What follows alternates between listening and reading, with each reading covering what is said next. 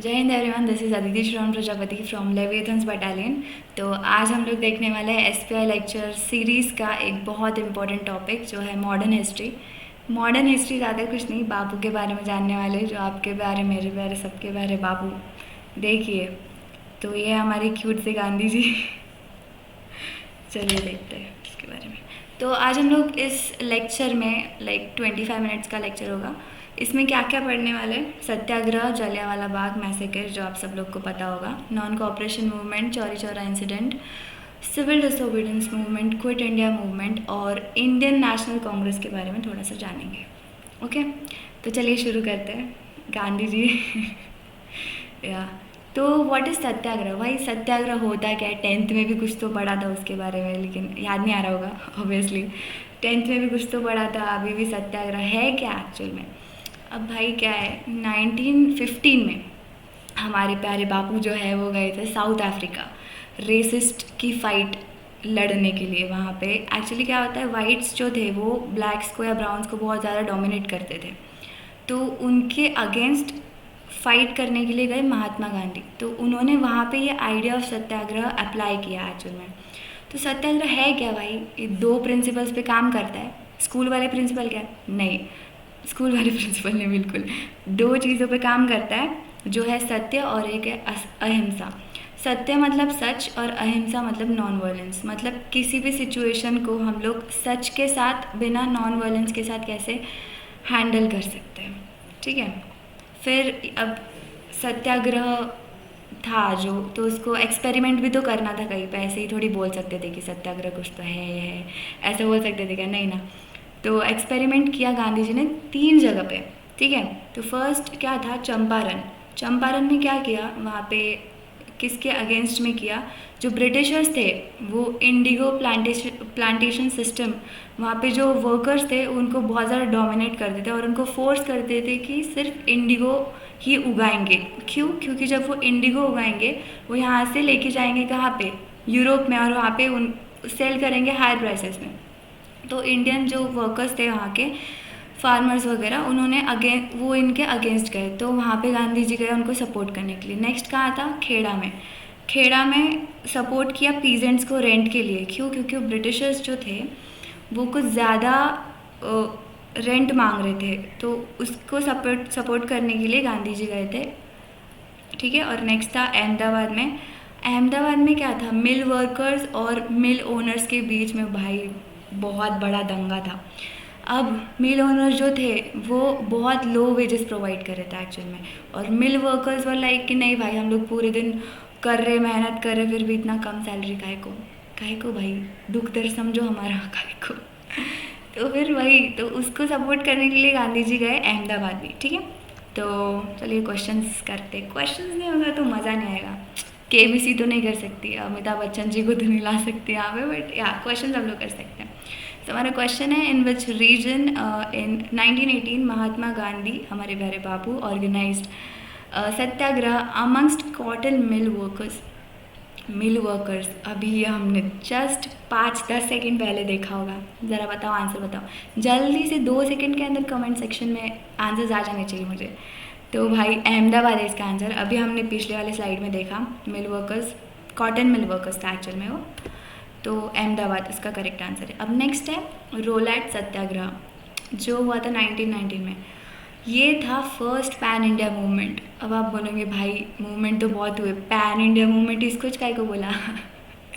तो एक्चुअल में हुआ क्या कि यही एक ऐसा मूवमेंट था जहाँ पे सारे इंडियंस, ना गरीब ना अमीर, लाइक ऐसा कुछ भेदभाव किए बिना सारे इंडियंस ने, हिंदू मुस्लिम अमीर गरीब, इन सबको एक तरह, एक व्यू में देखते हुए सबने सपोर्ट किया इस मूवमेंट को। सब सपोर्ट कर रहे थे, सारे इंडियंस, एज इंडियंस सपोर्ट किया सबने। तो ये सत्याग्रह किसके अगेंस्ट हुआ था? ये हुआ था रोलैट एक्ट। अब भाई आप लोग बोल रहे होंगे 10th में कुछ तो सुना था रोलैट एक्ट, याद नहीं आ रहा। अब मैं बता देती हूँ, ये एक्ट क्या था बेसिकली, जो ब्रिटिशर्स थे उनको कुछ ज़्यादा पावर प्रोवाइड किया था इस एक्ट ने। क्या हुआ था कि ब्रिटिशर्स जो थे जब मर्जी चाहे तब जाके किसी को भी जाके जेल में लेके जाते थे, और 2 साल तक विदाउट एनी ट्रायल उनको रखते थे। तो भाई ये तो गलत था, तो गांधी जी ने सोचा कि इसके अगेंस्ट हम लोग सत्याग्रह रखते हैं। ये कब हुआ था, डेट याद रख लो भाई, डेट याद रख लो, 1919 में, ठीक है। और इसके अगेंस्ट, रोलैट एक्ट के अगेंस्ट स्लोगन यूज़ किया था, नो अपील, नो दलील, नो वकील। ओके, तो यह स्लोगन याद रख लो। फिर आता है जलियांवाला बाग मैसाकर। ये हुआ था 13 अप्रैल अमृतसर में, पंजाब का अमृतसर, वहाँ पे हुआ था। तो क्या हुआ था, thousands of people, Rowlatt act, अभी हमने पढ़ा ये वाले स्लाइड में कि रोलैट एक्ट जो था इसके अगेंस्ट गांधी जी ने सत्याग्रह लाया था। तो सत्याग्रह करने के लिए बहुत सारे लोग इकट्ठा हुए थे, कहाँ पे, अमृतसर में, ठीक है, और प्रोटेस्ट कर रहे थे रोलैट एक्ट के अगेंस्ट। और एक और चीज़ था, 13 अप्रैल को आता है बैसाखी, बैसाखी पंजाबी लोगों का ये होता है फेस्टिवल। तो तब था, तो आधे लोग लाइक कितने, बहुत सारे लोग थे, 10,000 गैदर हुए थे भाई, 10,000, कम अमाउंट नहीं है भाई वो, ठीक है। तो अगेंस्ट, एक तो रोलैट एक्ट के लिए उसके अगेंस्ट, और एक बैसाखी फेयर के लिए। अब आधे लोगों को तो पता ही नहीं था कि रोलैट एक्ट के अगेंस्ट भी सत्याग्रह चल रहा है। वो तो अपना बेचारे मस्त क्या बैसाखी फेयर में आए थे एंजॉय करने के लिए। बट क्या हुआ वहाँ पे, वहाँ के जो जनरल डायर थे उन्होंने ओपन फायरिंग किया और 379 लोगों की जान चली गई उसमें, ठीक है। 379 were killed and 1200 people were wounded, घायल हो चुके थे, ठीक है। तो 10,000 लोग गैदर हुए थे भाई, बहुत दुख वाली बात है। चलो अभी इस पर क्वेश्चन करते हैं ताकि आपका कॉन्सेप्ट क्लियर हो जाए। या so who was responsible for Jallianwala Bagh massacre, कौन रिस्पॉन्सिबल था? अभी तो उसका नाम देखा हमने, कौन था बताओ भाई? General Dyer. इसका आंसर है क्या? General Dyer. इसको टिक कर दूँ मैं, ठीक है। फिर आता है खिलाफत कमेटी। खिलाफत कमेटी क्या है भाई? बॉम्बे में फॉर्म हुई थी, एक कमेटी थी, नाम से पता चल रहा है कमेटी। अब खिलाफत है तो ये मत बोल देना किसी चीज़ के खिलाफ, नहीं नहीं वैसा कुछ नहीं है। खिलाफत कमेटी फॉर्म हुई थी बॉम्बे में 1919 में, ओके। अब ये इसको दो लोगों ने फॉर्म किया था। कौन थे वो? अली ब्रदर्स बोले जाते हैं। एक थे मोहम्मद अली और एक थे शौकत अली। दोनों के सरनेम वाली है तो ऑब्वियसली अली ब्रदर्स होंगे, कॉमन सेंस भाई, ठीक है। चलो चलो नो जोक्स। या सो फिर यही था खिलाफत कमेटी के बारे में, ज़्यादा कुछ नहीं पूछता इस पे में, बट ठीक है ये मेन था जो मैंने आपको बता दिया। फिर आता है कैलकाटा सेशन। अभी ये सेशन में हुआ क्या एक्चुअली? अब जो भी आईएनसी के लोग थे, इंडियन नेशनल कांग्रेस, उन लोगों ने ये सेशन रखा किस चीज़ के लिए? नॉन कोऑपरेशन मूवमेंट को लागू करने के लिए ये रखा था। और उसमें 3 पॉइंट्स मेंशन किए थे। एक तो खिलाफत इशू था। खिलाफत इशू टर्की में एक इशू हुआ था मुस्लिम्स के अगेंस्ट, तो उसकी वजह से वो खिलाफत इशू को और स्वराज की डिमांड के लिए, स्वराज की डिमांड मतलब क्या? ब्रिटिशर्स को ऐसे भगाओ और इंडियंस का राज सिर्फ, ठीक है, नो ब्रिटिशर्स। और फिर थर्ड वाला अभी अपन ने जो देखा, जलियांवाला बाग मैसेकर, पंजाब इनजस्टिस जो हुआ था, जनरल डायर ने जो किया था उसकी वजह से, ठीक है। तो ये तीनों चीज़ें रखा। देखो भाई मस्त फ्लो चार्ट में पढ़ो, कुछ दुख दर्द नहीं थे, हरी वरी मत याद रखो, फ्लो चार्ट पढ़ो, ट्रायंगल याद रखो, 1 पॉइंट 2 पॉइंट 3 पॉइंट इतना याद रखो बस, ज़्यादा झंझट नहीं। और एक और हाँ, अभी कन्विंस करने के लिए कैलकाटा सेशन था, बट दिसंबर सेशन रखा गया था 1920 में। कैलकाटा सेशन कब था? 1919 में। और एक ही साल बाद एनसीएम को, मतलब नॉन कोऑपरेशन मूवमेंट को अडॉप्ट कर दिया, ठीक है भाई। चलो फिर अब क्वेश्चन पे आते हैं। क्वेश्चन, खिलाफत मूवमेंट, ओ भाई स्पेलिंग रॉन्ग होंगे, कोई दिक्कत ना, आप लोग समझ जाओगे। खिलाफत movement was led by dash dash dash. Jawaharlal Nehru ने क्या था क्या? हाँ, मोहम्मद अली जिन्ना, महात्मा गांधी ने, अरे नहीं नहीं, अभी हमने पढ़ा अली ब्रदर्स ने किया था। कौन थे? मोहम्मद अली और शौकत अली, ठीक है, नो इश्यूज़। अब आता है भाई जिसके लिए कैलकाटा सेशन रखा, जिसके लिए वो दिसंबर वाला सेशन रखा, किसके लिए रखा? मेरे लिए नहीं, नॉन कोऑपरेशन मूवमेंट के लिए। तो ये स्टार्ट कब हुआ था? 1920 में, चला था 1922 तक, ठीक, 2 साल चला था अप्रॉक्स। बाद में लिमिटेशंस थे इसके कुछ, देखेंगे उसका टेंशन मत लो। तो चलो ज़रा डेफिनेशन पढ़ लो, इतने क्यूट से गांधी जी जो है हमारे। बहुत क्यूट है यार ये। कोई ना कोई ना। तो ये क्या था, एक अनसक्सेसफुल अटेम्प्ट था to induce the British government of India to grant self government, मतलब स्वराज के लिए मांग कर किया था बस इसमें, दैट्स इट और कुछ नहीं। अब देखो भाई, अब देखो नॉन कोऑपरेशन मूवमेंट था तो इसके अलग अलग फेजेस थे। लाइक मूवमेंट टाउन्स में कैसा हुआ, इसने इकोनॉमी को कैसा अफेक्ट किया, और गांव में कैसा, ये इसके 3 फेजेस हैं, तो हम वन बाय वन देखेंगे। तो देखो भाई, जो मूवमेंट था टाउन में कैसा हुआ, जो लॉयर्स थे अपने, लॉयर्स कोर्ट में भाई, पता है ना, लॉयर्स जो थे इन्होंने बॉयकॉट किया प्रोफेशन को, मतलब इन्होंने बोल दिया भाई ये लो आपकी नौकरी, हमको नहीं चाहिए, ठीक है भाग जाओ। एंड नेक्स्ट था स्टूडेंट्स ने स्कूल छोड़ दिया भाई, कहाँ मज़े स्कूल के, स्कूल ही छोड़ दिया, स्कूल छोड़ दिया बिकॉज क्यों, जो इंस्टीट्यूशंस थे, जो स्कूल्स थे वो प्राइवेट थे और वो ब्रिटिश गवर्नमेंट के थे, तो अगर बच्चे जाते तो फीस पे करना पड़ता ऑब्वियसली, और वो ब्रिटिशर्स को मिलता ऑब्वियसली। तो नो, उसका कुछ फ़ायदा होता नहीं। तो अभी जो नॉन कोऑपरेशन मूवमेंट था तो बच्चों ने भी स्कूल छोड़ दिया। अब बच्चों ने छोड़ा तो टीचर्स जाके क्या दीवार को पढ़ाएंगे, दीवार को पढ़ाएंगे क्या, नहीं, टीचर्स और हेड मास्टर्स ने भी स्कूल को छोड़ दिया, ठीक है, और जो इलेक्शंस थे वो बॉयकॉट कर दिए, ठीक है, ठीक है। तो ये पूरा था अपना क्या, मूवमेंट इन टाउन्स वाला। अब आते इकोनॉमी को क्या इफेक्ट किया, इकोनॉमी, पैसा भाई, पैसा पैसा क्या इफेक्ट किया वो देखते हैं। तो लिकर शॉप्स वर पिकेटेड, मतलब इतना शुद्ध वर्ड, दारू की जो दुकानें थी उनको बंद कर दिया गया, ठीक है, और फॉरेन क्लोथ्स जो थे उनको जला दिया गया। ऑब्वियसली फॉरेनर्स हमको पसंद नहीं, तो उनकी चीज़ें रखेंगे क्या हम लोग, उनकी चीज़ें खरीदेंगे क्या, नहीं। तो फॉरेन क्लोथ्स को जलाया, मतलब क्या, फॉरेन ट्रेड आधा हो गया। हाँ, फिर फॉरेन गुड्स जो थे, जो भी फॉरेन का सामान था भाई लोगों, वो बॉयकॉट कर दिया, ठीक है। अब आता है इसके लिमिटेशंस क्या थे, लिमिटेशंस मतलब क्या चीज़ों की वजह से फिर से नॉन कोऑपरेशन मूवमेंट जो था लाइक वो नहीं चला ज़्यादा अच्छे से। तो देखो भाई इसके limitations, active members of middle class were less, मतलब मिडिल क्लास मेंबर मतलब क्या, एजुकेटेड लोग जो थे, मिडिल क्लास का ऑब्वियसली अभी गरीब लोग तो अफोर्ड नहीं कर पाएंगे ना एजुकेशन, तो मिडिल क्लास जो थे, एजुकेटेड जो थे वो कम थे, तो ज़्यादा नहीं चला वो, स्पेशली टाउन्स में जो अपन ने देखा अभी।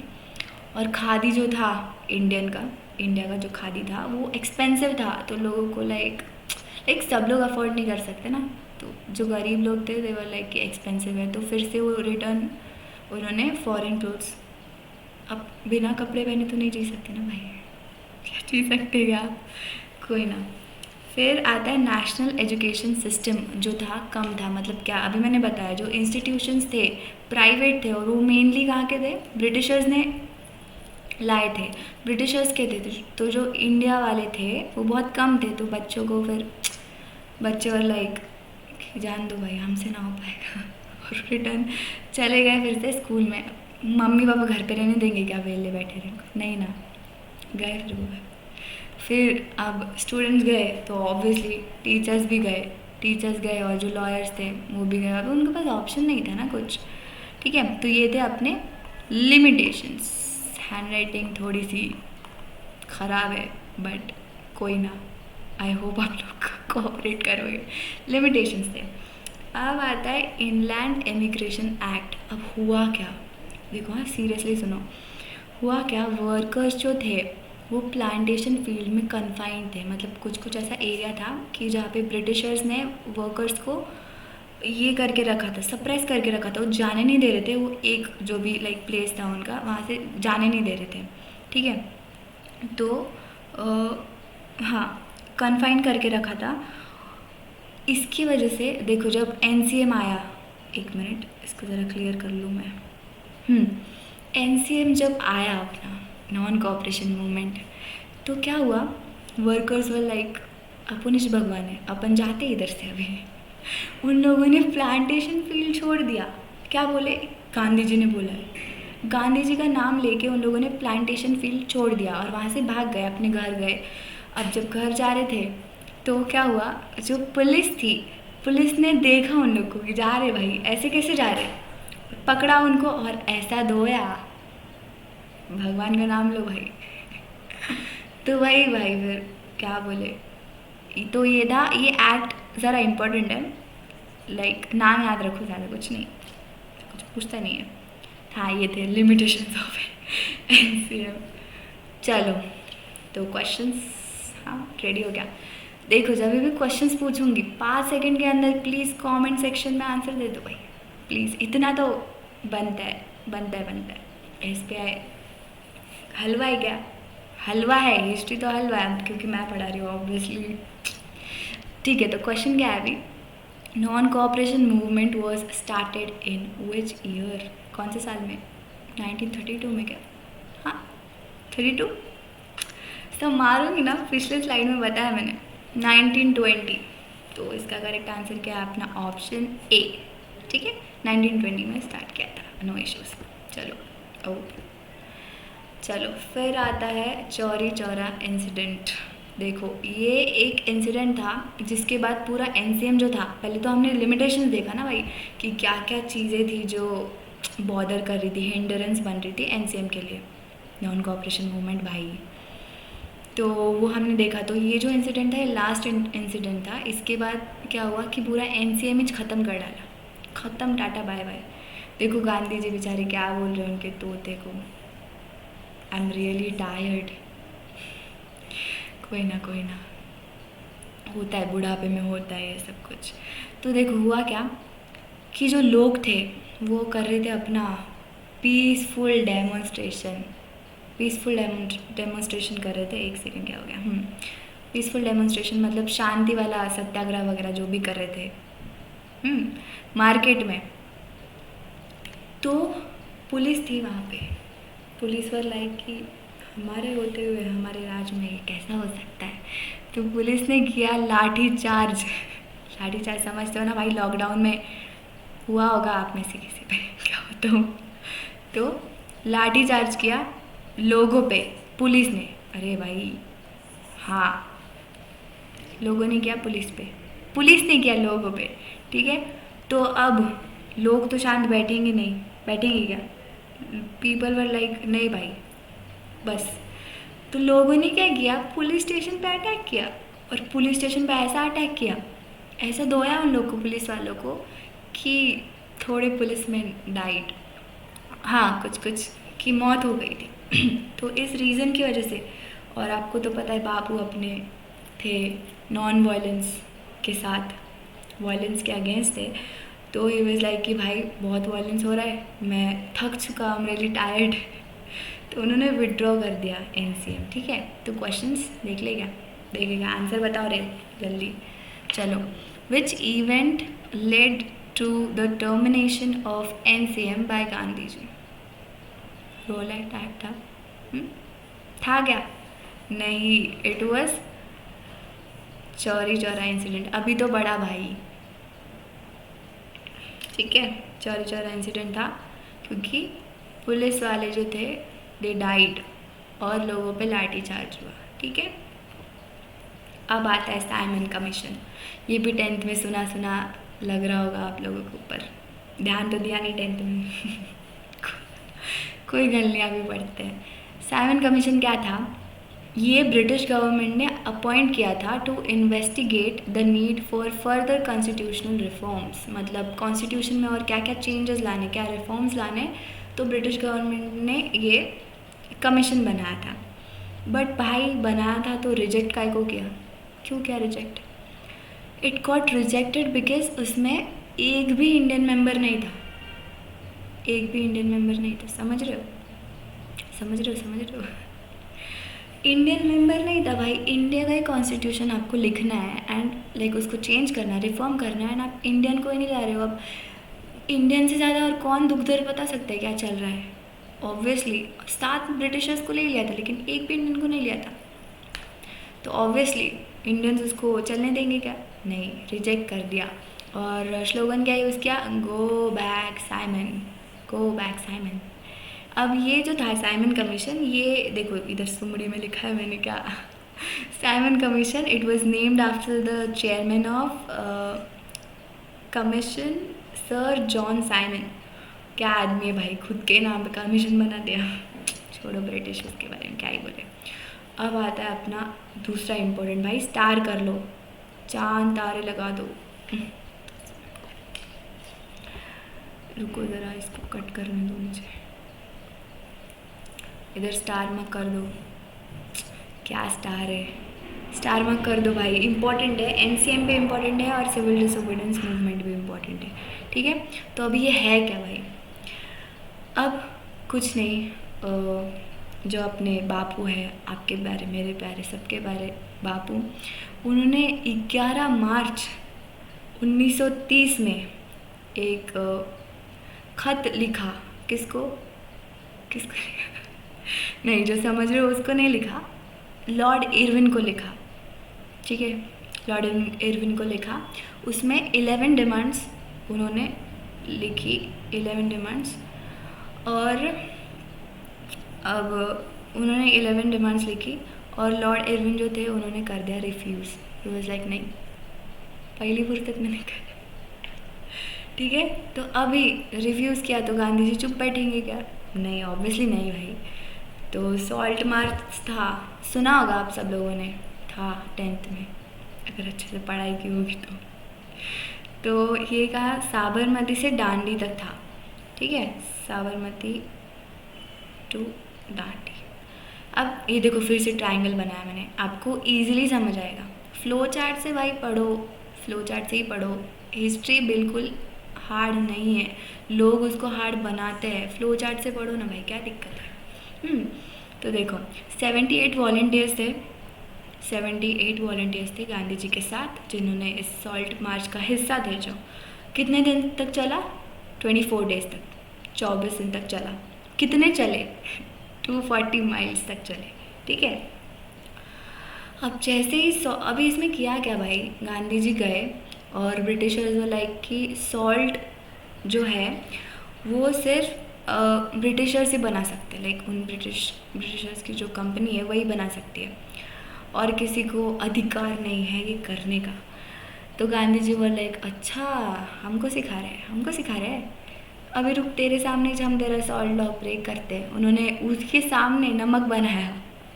हाँ भाई, कितना डेयरिंग था गांधी जी में, उधर ही बनाया। और जैसे ही सॉल्ट लॉ को ब्रेक किया, मतलब जैसे ही नमक बनाया, तो क्या स्टार्ट हुआ अपना सीडीएम स्टार्ट हुआ। सीडीएम मतलब सिविल डिसोबीडियंस मूवमेंट। कब चालू हुआ था भाई ये? 12 मार्च 1930 को। मतलब देखो 11 मार्च को लेटर लिखा और उसी दिन रिफ्यूज़ल आया। 11 मार्च को 11 डिमांड्स का लेटर लिखा, उसी दिन रिफ्यूज़ल आया। और फिर उसके बाद सॉल्ट मार्च जो था वो हुआ और उसके अगले ही दिन सिविल डिसोबीडियंस मूवमेंट चालू हो गया। ठीक है, फिर भाई सिविल डिसोबीडियंस मूवमेंट है क्या? इतनी आफत कब से बके जा रही है क्या एक्चुअल में? ये देखो एक इक्वेशन बनाया जिसको लाइक मैथ्स में इंटरेस्ट होगा। CDM is equals to NCM plus law break. मतलब क्या, CDM जो है सिविल डिसोबीडियंस मूवमेंट वो क्या है? NCM भी है, मतलब क्या, नॉन कोऑपरेशन मूवमेंट, मतलब जो ब्रिटिशर्स की जो भी चीज़ें थी या जो भी उनके रूल्स थे वो फॉलो नहीं करना, और लॉ जो थे वो भी तोड़ना। देखो कितना मस्त इक्वेशन बना है, मैं कर सकती हूँ सिर्फ। Thank you. ठीक है, तो किया क्या एक्चुअल में? भाषण बहुत हो गया, किया क्या एक्चुअल में? तो किया कुछ नहीं, फॉरेन गुड्स जो था, NCM था तो ऑलमोस्ट थोड़ा चीज़ें जो है वो सेम है उसमें। फॉरेन गुड्स जो है बॉयकॉट किया क्रॉस। फिर लिकर शॉप्स जो थी, बताने की ज़रूरत है कि क्या होता है? नहीं ना, वो पिकेट कर दी, मतलब बंद कर दी। और चौकीदारी टैक्स जो भरना पड़ता था लोगों को, लोगों ने भरना बंद कर दिया। और फॉरेस्ट लॉ जो था कि भाई इतना फॉरेस्ट रिजर्व्ड है, ब्रिटिशर्स यहाँ का जो टिम्बर वगैरह रहता है वो ले सकते हैं, वो सब हटा दिया। अभी कोई भी इंसान जा सकता है लॉ फॉरेस्ट में और जो उनको उसको चाहिए वो ले सकता है। तो फॉरेस्ट लॉ भी तोड़ा, चौकीदारी जो था वो भी ये किया, सब कुछ किया। और ये सब कहाँ पे हुआ? यूरोप में। क्या यूरोप में हुआ? यूरोप में काय को करेंगे भाई, इंडिया में हुआ। ठीक है, कोई इशू नहीं है। चलो, तो अब बात आती है कि भाई ये सब चल रहा था, अच्छा था, NCM प्लस लॉ ब्रेक किया, एक अच्छा इक्वेशन बना था, सब कुछ अच्छा चल रहा था। तो गांधी जी ने डिसाइड काय को किया कि विड्रॉ करना है CDM, सिविल डिसोबीडियंस मूवमेंट को, काय को विड्रॉ करना है? सोच रहे हैं, देखो कितना अच्छा सोच रहा है वो। तो हुआ क्या एक्चुअल में, लोग जो थे दे केम ऑन रोड और ऑफिशियल बिल्डिंग्स जो थी उनको तोड़ दिया, ऑफिशियल बिल्डिंग्स को तोड़ा, ठीक है, जो भी ऑफिसेस थे ब्रिटिशर्स के उनको तोड़ा, और पुलिस ने किया लाठी चार्ज, किस पे? लोगों पे। 1000 पीपल, 10,000 लोगों को अरेस्ट किया पुलिस ने, और लाठी चार्ज भी किया उस पर। तो अब वायलेंस हो रहा था, और हमारे प्यारे बापू तो वायलेंस के अगेंस्ट है, तो कैसे देख सकते हैं अपनी नज़रों से? नहीं देख सकते, तो उन्होंने कर दिया विड्रॉ। तो क्या गया, गांधी जी को भी अरेस्ट करवा दिया, क्योंकि ये सब किसके नाम पे हो रहा था भाई? गांधी जी के नाम पे हो रहा था ऑब्वियसली। तो गांधी जी को भी अरेस्ट कर लिया। तो फिर India and Gandhi ji decided to withdraw CDM। Question answer भी लिख दिया है, ऑप्शंस नहीं दिए मैंने। देखो कितना ख्याल है मुझे आप लोग के बारे में। कमेंट तो कर नहीं रहे होंगे आंसर आप लोग, पता है मुझे, सब लोग आलसी एक नंबर के, कोई इशू नहीं। चलो, Gandhi ji is famous salt march known as क्या? सॉल्ट सत्याग्रह। एक तरह से सत्याग्रह ही किया ना, उन्होंने वायलेंस किया क्या? नहीं ना, और सच के लिए लड़े वो ऑब्वियसली, और नॉन वायलेंस था, वायलेंस नहीं किया। तो ट्विन प्रिंसिपल हो गया, सत्य और अहिंसा, दैट इज सत्याग्रह। ओके, फिर आता है गांधी इरविन पैक्ट, 5 मार्च 1931 को। तो हुआ क्या, ये एक पैक्ट था जो गांधी जी और इरविन वाइट, हाँ भाई लॉर्ड इरविन वाइट, जिसको लेटर लिखा था गांधी जी ने 11 डिमांड्स। तो गांधी जी ने एक्चुअली इरविन ने बोला था, लॉर्ड इरविन जो थे उन्होंने बोला था कि गांधी जी को रिक्वेस्ट किया था सेकेंड राउंड टेबल कॉन्फ्रेंस में पार्टिसिपेट करने के लिए। गांधी जी वर लाइक कि अच्छा अभी मेरे पास आ रहे हो। गांधी जी वर लाइक ठीक है मैं अग्री करता हूँ, लेकिन मेरी कुछ तो शर्त है भाई, माननी पड़ेगी। बट इनोसेंट पीपल जिनको अरेस्ट किया था, पिछले वाले स्लाइड में देखा ना अपन ने, अरेस्ट किया था, देखो 10,000 पीपल इनोसेंट लोगों को अरेस्ट किया था, तो उनको दे मस्ट बी रिलीज्ड, उनको जेल से निकाल दो भाई, जो इनोसेंट है एटलीस्ट उनको। तो फिर ठीक है, लॉर्ड इरविन ने एक्सेप्ट किया वो और निकाल लिया, ठीक है। तो सेकेंड राउंड टेबल कॉन्फ्रेंस हुआ कहाँ पे? लंदन में हुआ। गांधी जी गए, पार्टिसिपेट किया, बट जो नेगोशिएशंस थे वो फेल हो गए, लाइक वहाँ पे कन्विंस नहीं कर पाए। कन्विंसिंग पावर मैटर्स अलॉट, ठीक है, कन्विंस नहीं कर पाया उनको, और नेगोशिएशंस जो थे वो फेल हो गए। तो फिर वो आए रिटर्न, इंडिया आए फिर से। बट जैसे ही वो इंडिया आए उन्होंने क्या देखा पता है क्या? डिस्कवर क्या किया? INC जो थी, इंडियन नेशनल कांग्रेस, टोटली उसको डिक्लेयर कर दिया इलीगल। और जो प्रोमिनेंट लीडर्स थे जैसे जवाहरलाल नेहरू हो गए, उनको जेल में डाल दिया। मतलब देख रहे हो, गांधी जी को बुलाया उधर और पीछे से छुपके से ये 2 काम कर लिए।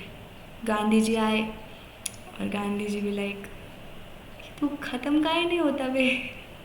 गांधी जी की ज़िंदगी में दुखिश थे बहुत। कोई ना, अभी देखते हैं लिमिटेशंस क्या थे इसके CDM के। तो फर्स्ट था 2 पार्ट्स है इसके, अनटचेबिलिटी और Muslim political organization MPO। Okay, तो अनटचेबिलिटी में क्या था? दलित जो थे they weren't moved by CDM। हाँ, तो दलित जो थे वो पार्टिसिपेट करने के लिए बिल्कुल रेडी नहीं थे। उनको क्या लगता था कि जो कांग्रेस है वो अमीर लोगों को सपोर्ट कर रही है, ना कि दलित्स को। तो उनको लगता था कि कांग्रेस ने सपोर्ट नहीं किया किसको? दलित्स को। तो since high class Hindu will withdraw support, क्योंकि अगर कांग्रेस ने सपोर्ट किया दलित्स को तो जो हाई क्लास हिंदूज जो थे, अमीर लोग sort of you can say, वो विड्रॉ कर देंगे सपोर्ट। जो कांग्रेस को सपोर्ट कर रहे थे अमीर लोग, वो सपोर्ट नहीं करेंगे अगर कांग्रेस ने सपोर्ट किया दलित्स को। तो उसकी वजह से तो फिर ये एक देखो फेमस बोला था किसी ने तो कि स्वराज वोंट कम, दलित्स ने बोला था एक्चुअल में, Swaraj won't come for 100 years if untouchability isn't emitted.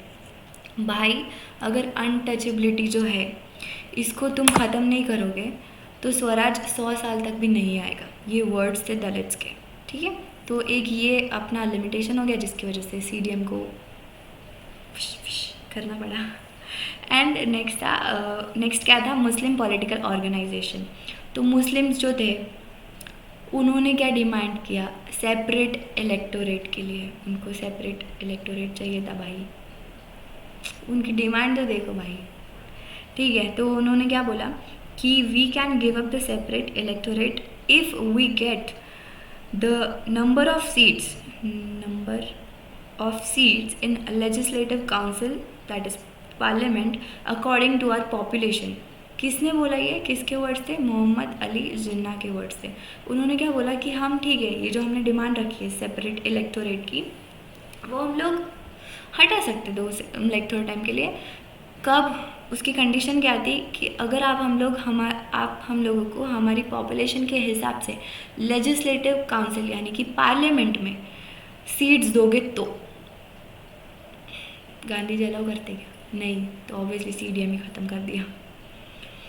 ठीक है, तो जो दलित, अभी हमने जो पहले देखा पहले वाले स्लाइड में, दलित जो थे उन्होंने ऑप्रेस किया, दे वरंट सपोर्टिंग CDM, उन्होंने बिल्कुल सपोर्ट नहीं किया।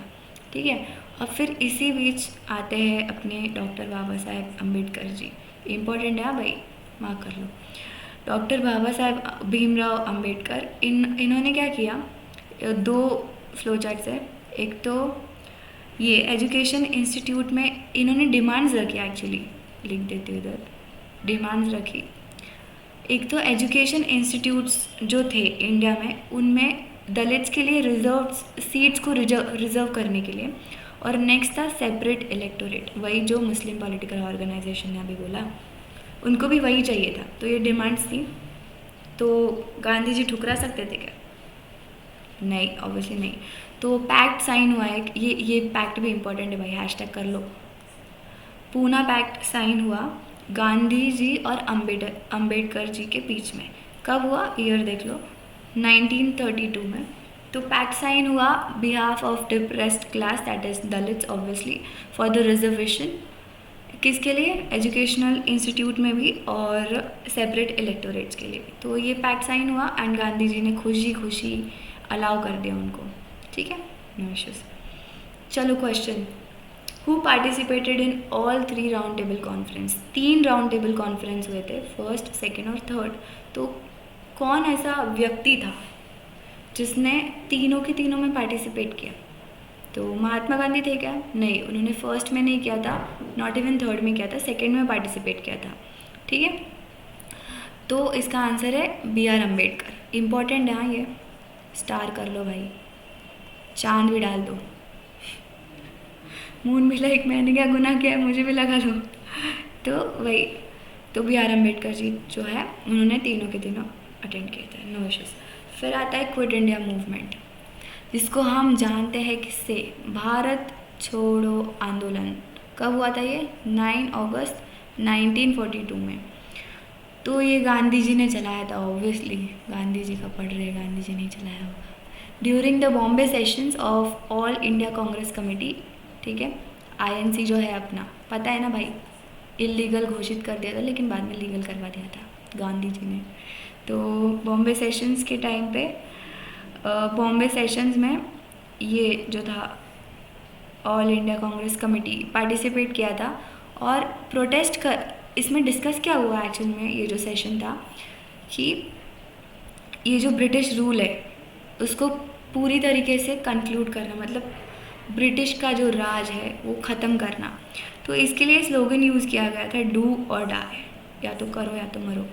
ठीक है, इसको ज़रा क्लियर कर लूँ मैं। आंसर देख लिया क्या, कोई नहीं। क्विट इंडिया मूवमेंट, तो यहाँ पे देखो, quit India movement is also known as August Kranti. ठीक है, तो वही स्वराज के लिए था ये मेनली, ज़्यादा कुछ नहीं है इसमें। चलो question, in which session did Congress pass quit India movement. कौन सा सेशन था, बताओ। अभी पढ़ा हमने, बीच पढ़ा है, फिर भी याद नहीं आ रहा तो क्या ही बोलूँ भाई, बॉम्बे सेशन था। कमेंट किया क्या आंसर, आलसी हो तुम लोग, पता है मेरे को। चलो आंसर भी लिख दिया है अभी आप लोगों के लिए, पता है, कमेंट तो करने नहीं वाले। Which slogan was use in Quit India movement? Obviously do और डाई, या तो करो या तो मरो। ओके, अभी देखो कुछ इम्पॉर्टेंट ऑर्गेनाइजेशंस है जो आप SPI में इम्पॉर्टेंट है, तो एक बार रीड कर लेते हैं। ऑल इंडिया मुस्लिम लीग, किसको, इसका फाउंडर कौन है? नवाब। फिर ब्राह्मो समाज, राजा राम मोहन रॉय। नर्मदा बचाओ, मीरा भटकर। फिर सत्य शोधक समाज, ज्योतिबा फुले।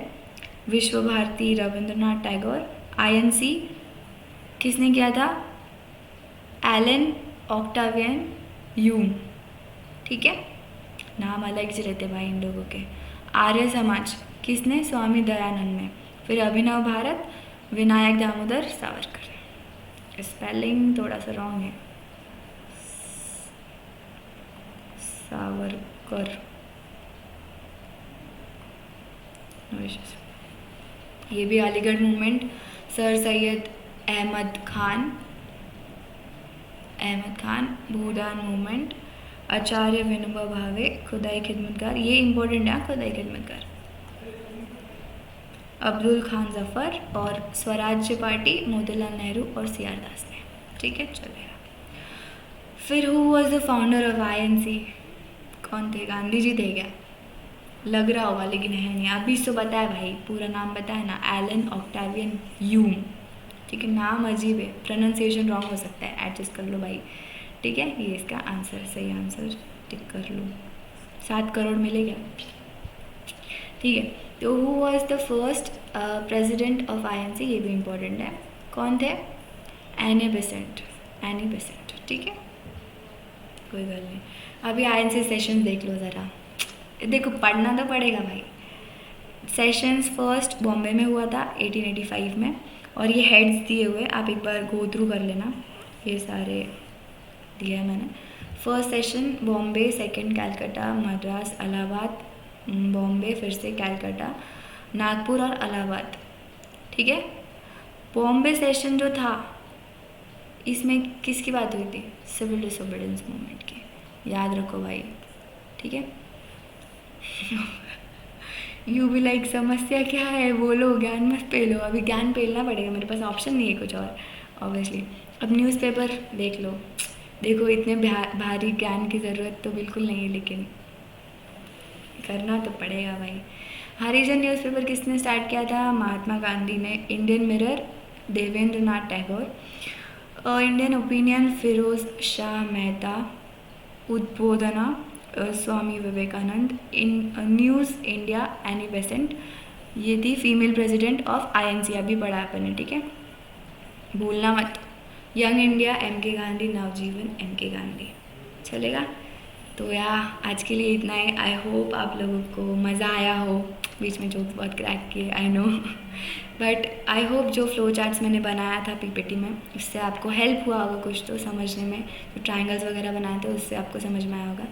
चलेगा, चलो इतना ही, and wishing you all the best for your exams. चलो, thank you and Jai Hind.